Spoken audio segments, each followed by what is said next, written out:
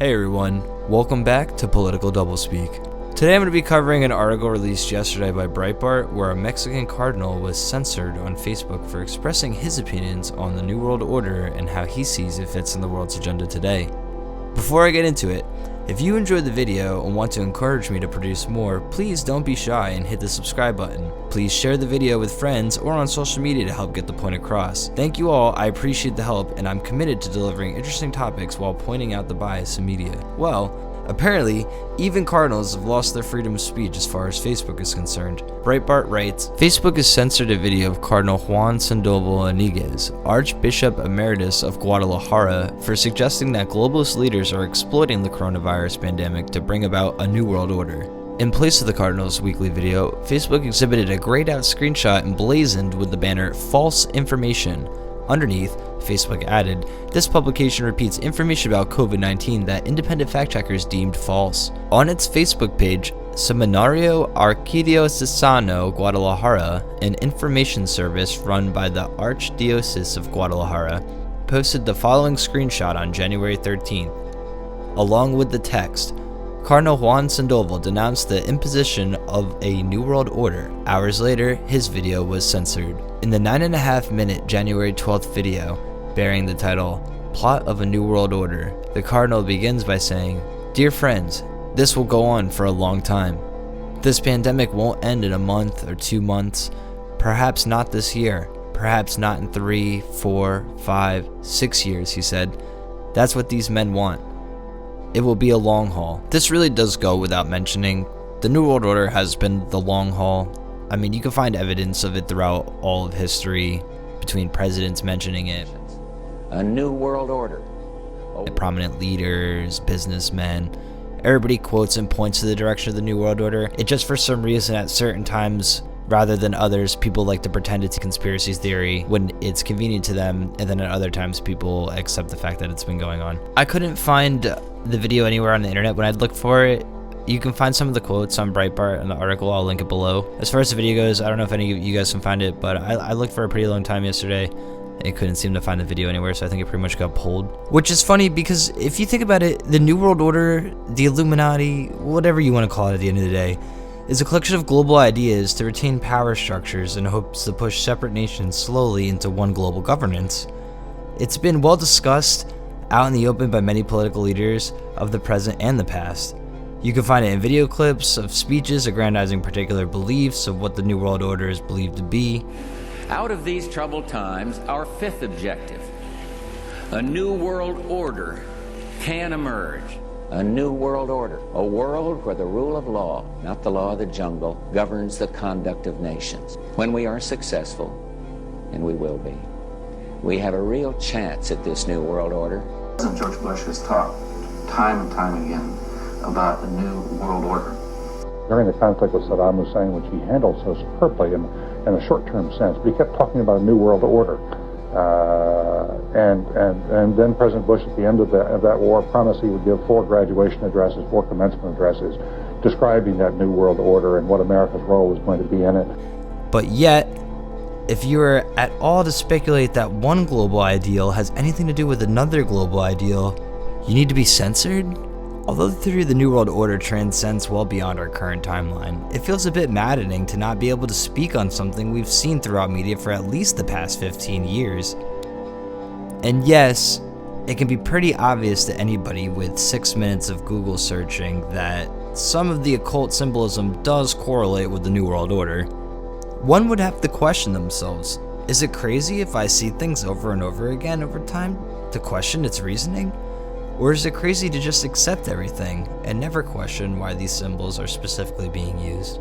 In my own personal opinion, if you see something over and over that's consistent through different mediums, it's not crazy to ask the question, why am I seeing this over and over again? I also think that it's even more crazy for someone to tell you to ignore something based on the perception that its point in being there is simply pointless. Now that we've gotten through the article, I wanted to take a moment to read a few quotes from history about the New World Order. These are just a couple of many. A simple DuckDuckGo search will show you a lot more than this. These are just a few in particular that I'd like. There are those who think we are to jump immediately into a New World Order Actuated by complete understanding and brotherly love, they are doomed to disappointment. If we are ever to approach that time, it will be after patient and persistent effort of long duration.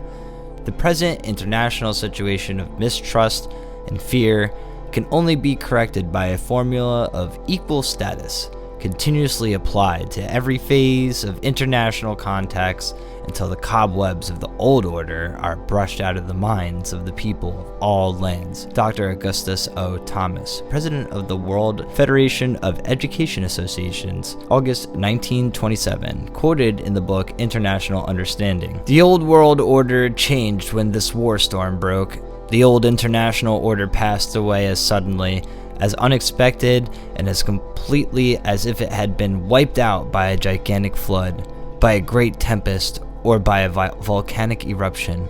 The old world order died with the setting of the day's sun, and a new world order is being born while I speak, with birth pangs so terrible that it seemed almost incredible that life could come out of such fearful suffering and such overwhelming sorrow. Nicholas Murray Butler, in an address delivered before the Union League of Philadelphia, November 27, 1915. The real truth of the matter is, as you and I know, that a financial element in large centers has owned the government of the U.S. since the days of Andrew Jackson.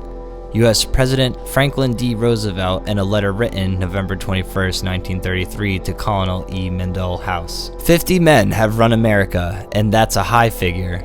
Joseph Kennedy, father of JFK, in the July 26, 1936 issue of the New York Times. From the days of Spartacus, Weishaupt, Karl Marx, Trotsky, Bela Kun, Rosa Luxemburg, and Emma Goldman, this world conspiracy has been steadily growing. This conspiracy played a definite recognizable role in the French Revolution. It has been the mainspring of every subversive movement during the 19th century. And now at last, this band of extraordinary personalities from the underworld of the great cities of Europe and America have gripped the Russian people by the hair of their head and have become the undisputed masters of that enormous empire. Winston Churchill to the London press in 1922. Even Pope Paul VI, on March 26, 1967, in his Populorum Progresso, stated, "Who can fail to see the need and importance of thus gradually coming to the establishment of a world authority capable of taking effective action